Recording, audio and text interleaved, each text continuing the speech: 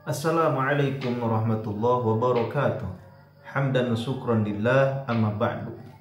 Ikhwani fillah yang dirahmati Allah Subhanahu wa taala, semoga kalian semua ada di lindungan Allah Subhanahu wa taala.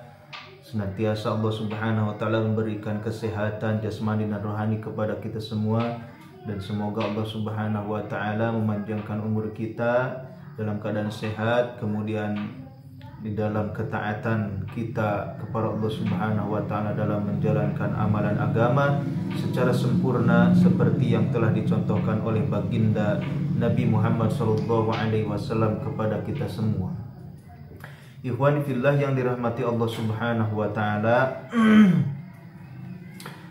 bagaimana ketika kita melihat seseorang yang dikenai musibah, dan dikenai dengan cobaan, terus diberikan cobaan oleh Allah Subhanahu wa taala, bagaimana sikap kita ketika melihat orang tersebut, ketika melihat saudara kita terserang penyakit, ada yang penyakit panas, ada yang penyakit dan lain sebagainya, kemudian masuk ke rumah sakit sampai Masya Allah penyakitnya susah misalnya untuk disembuhkan.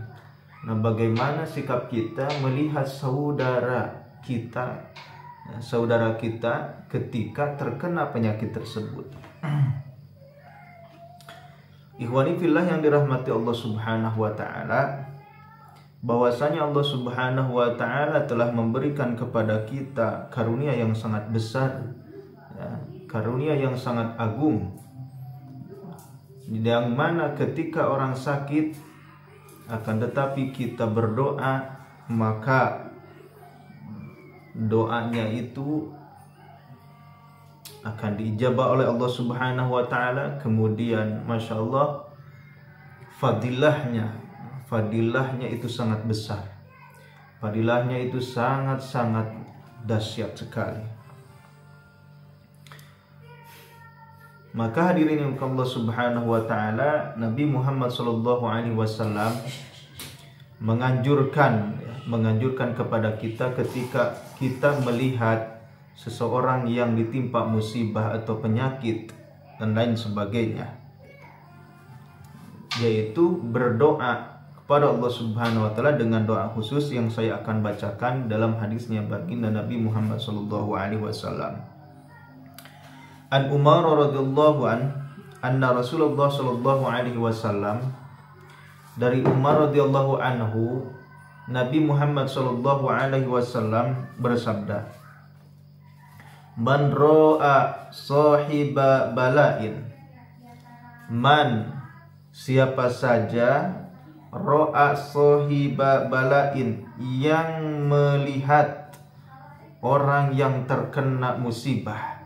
Ya, sohiba bala'in ini adalah orang yang mempunyai penyakit atau apa, intinya orang yang mempunyai musibah, terkenai musibah. Faqala, ya, ini doanya, doa dari baginda Nabi Muhammad SAW.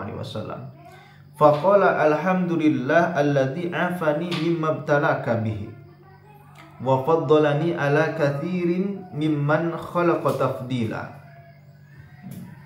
Saya ulangi lagi, alhamdulillahilladzi afani, alhamdulillahilladzi afani mimma ibtalaka bihi wa faddalani ala katsirin mimman khalaqa tafdila. Ya, di sini misalnya kalau seseorang yang mempunyai penyakitnya misalnya tidak ada di hadapan kita, kita bisa ubah domirnya, ya. Mimma ibtalahu bisa gitu, ya, mimma ibtalahu jadi ke dia gitu. Bihi wa faddalani ala katsirin mimman khalaqa tafdila. Mimma ibtalahum bisa, atau mimma ibtalakum kalau banyak, kalau ada di depan banyak, bisa diubah apa namanya, domirnya itu.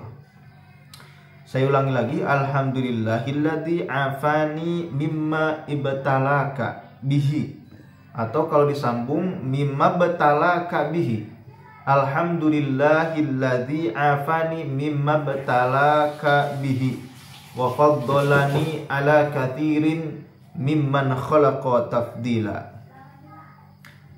Saya maknai, alhamdulillah, segala puji bagi Allah Subhanahu wa taala, alladzi afani mimma btalaka, alladzi, zat yang telah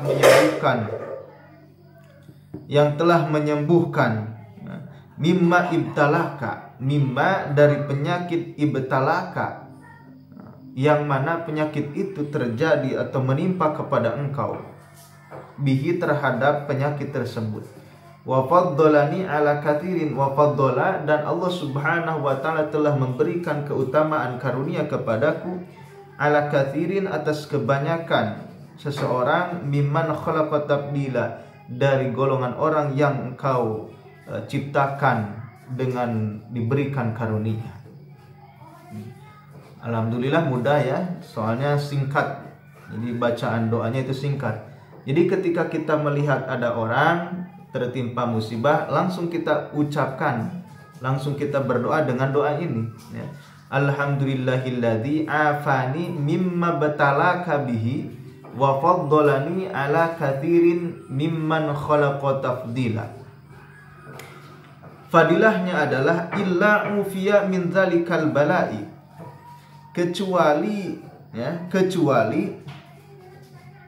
ia akan dibebaskan dari ujian tersebut, dari balai tersebut. Maksudnya kita akan dibebaskan dari penyakit ya, dari penyakit yang semisal menimpa orang lain. Kita akan terbebas dari penyakit tersebut, berupa apapun itu, kainan makana, berupa apapun itu. Maksudnya apapun itu balainya, apapun itu penyakitnya, ketika kita berdoa dengan doa tersebut, insya Allah Allah Subhanahu wa taala akan membebaskan kita dari penyakit tersebut.